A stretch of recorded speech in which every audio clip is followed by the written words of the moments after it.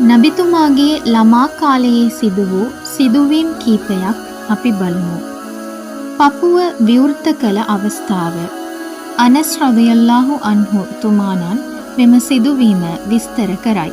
නබි සල්ලල්ලාහු අලයිහි වසල්ලම් තුමාණන් දරුවන් සමග සෙල්ලම් කරමින් සිටියේදී ජිබ්‍රායිල් අලයිහිස්සලාම් දේවදූතයා ඔහු වෙත පැමිණ ඔහු නබිතුමාණන්ව සිහි නැති කර ඔහුගේ පපුව විවෘත කර හදවත එළියට ගත්තේය. එහි අලවා තිබූ කැබැල්ලක් ඉවත් කර මේ ඔබ සතු වූ ෂයිතාන්ගේ කොටස යයි පවසා හදවත රන් තැටියක තබා ජම්ජම් වතුර දමා සෝදා ගත්තේය. ඉන්පසු ඔහු හදවතේ කොටස් එකට තබා නැවත පපුව සකස් කළේය. මේ දුටු ළමුන් හලිමා තුමිය වෙත දිව ගොස් මුහම්මද් ඝාතනයට ලක් වූ බව පැවසූහ. සියල්ලෝම නබි සල්ලල්ලාහු අලයිහි වසල්ලම් තුමාණන් වෙත දිව ගියහ. ඔහු වර්ණ වෙනස් වී සිටියේය. අනස් රදියල්ලාහු අන්හු තුමාණන් ඔහු ගැන මෙසේ පවසයි. නබි සල්ලල්ලාහු අලයිහි වසල්ලම් තුමාණන්ගේ පපුවේ මැහුම් කර ඇති සලකුණ මම දුටුවෙමි. මූලාශ්‍රය සහීහ් මුස්ලිම්. මෙම සිදුවීමෙන් කම්පනයටපත් හලිමා තුමිය නබි සල්ලල්ලාහු අලයිහි වසල්ලම් තුමාණන්ව ඔහුගේ මවහට බාර දුන්නාය. දෙමාපියන් අහිමි වීම. ආමිනා තුමියට මදීනාවේදී විපතටපත් වූ තම සැමියාගේ ආදාහන භූමිය දැක ගැනීමට අවශ්‍ය විය. මක්කාවේ සිට කිලෝමීටර් 500ක් දුරින් පිහිටි මදීනාවට තම දරුවා මුහම්මද් සේවිකාව උම්මු අයිමන් සහ භාරකරු අබ්දුල් මුත්තලිෆ් සමග ගමන් කළාය. සිතේ සැනසීම සඳහා මසක් එහි නැවතී මක්කාවට පැමිණියාය. අතරමඟදී ආමිනා අසනීප විය. පසුව ඇය රෝගාතුර වී මක්කාව සහ මදීනාව අතර අෆ්වා නම් ස්ථානයේදී විපතට පත්විය. මූලාශ්‍රය ඉබ්නු හිෂාම්. නබි සල්ලල්ලාහු අලයිහි වසල්ලම් තුමාණන් මක්කාවට අබ්දුල් මුත්තලිෆ් ගෙන්වාගත් අතර ඔහු තම අනාථ මුණුපුරා කෙරෙහි ආදරයෙන් හා සෙනෙහසින් ඔහුව පෝෂණය කළේය. ඉපදීමට පෙර පියාණන් අහිමි වූ ශෝකය දුරුවීමට පෙර මේ මොහොතේ මවද අහිමි වී එම ශෝකයේ දෙගුණ විය. ඔහු තම දරුවන්ට වඩා තම මුණුබුරාට ආදරය කළේය.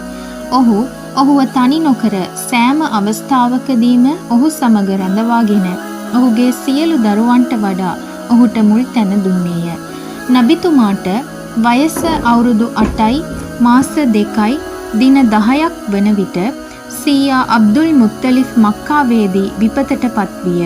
ඔහුගේ මරණයට පෙර ඔහුගේ පියා අබ්දුල්ලාහ්ගේ එක්කුස උපන් සහෝදරයා වන අබූ තාලිබ් විසින් ළමයා රැක බලා ගැනීමට ඔහුට අවශ්‍ය විය.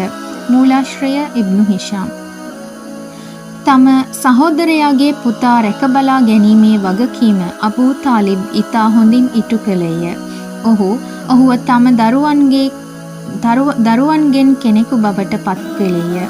ඔහුට විශාල වැදගත්කමක් හා ගෞරවයක් ගෙන දුන් අතර වසර 40කට ආසන්න කාලයක් ඔහුව ආරක්ෂා කර ආදරය කළේය. නබි සල්ලල්ලාහු අලයිහි වසල්ලම් තුමාණන් වෙනුවෙන් අන් අයගේ මිත්‍රත්වය හා වෛරය තමා උපයා ගත්හ.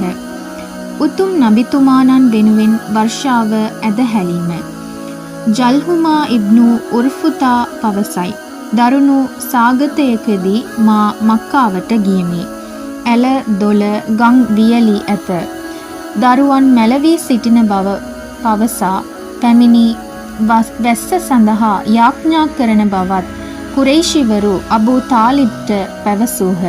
ඔහු පිටතට පැමිණියේය. ඔහු සමග වලාකුළු රහිත හිරුගේ දීප්තිය ඇති පිරිමි ළමයෙක් සිටියේය.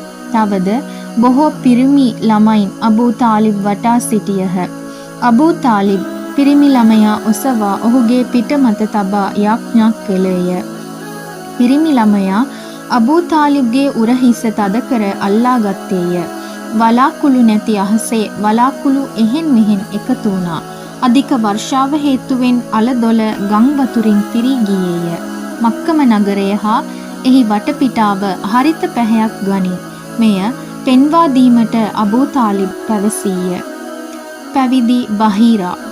නබිතුමාට වයස අවුරුදු 12දී අබූ තාලිබ් ව්‍යාපාරික කටයුතු සඳහා ශාම් වෙත ගියේය. එවිට නබිතුමාණන් ඔහු සමග රැගෙන ගියේය. ඔහු ශාම් රටේ බුෂ්රා නගරයට ළඟා වූහ. එහිදී බහීරා නමින් ප්‍රසිද්ධ පැවිදිවරයෙක් සිටියේය. ඔහුගේ නම ජුර්ජස් බව පැවසේ. ඔහු කොහේවත් එළියට නොයන නමුත් මෙම ව්‍යාපාරික කණ්ඩායම බුෂ්රා වෙත ගිය විට ඔහු ඔවුන් හමුවීමට පැමිණියේය.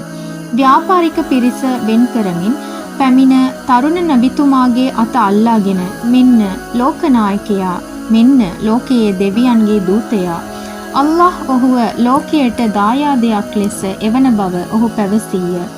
අබූ තාලිබ් සහ කුරේෂිවරු වැඩිහිටියන් ඔහුගෙන් විමසුවේ, ඔබ මෙය දන්නේ කෙසේද යන්නයි. ඔහු ඔබ මාර්ගය හරහා එන විට ගල්හා ගස් වැඳ වැටුනේය. ඔවුන් රසූල්වරුන් හැර අන් කිසිවෙකුට නමස්කාර කරන්නේ නැත.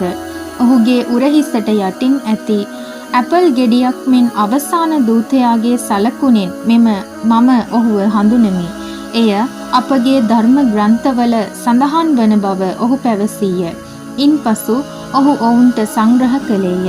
මෙම ළමයා ශාම් වෙත ගෙන ගියහොත් ඔහු එහි සිටින රෝමවරුන්ගේ හා යුදෙව්වන්ගෙන් අනතුරට පත්වනු ඇත. එබැවින් ඔහුව මෙතනින් ආපසු මක්කාවට යවන ලෙස බහීරා අබූ තාලිබ්ට කීවේය.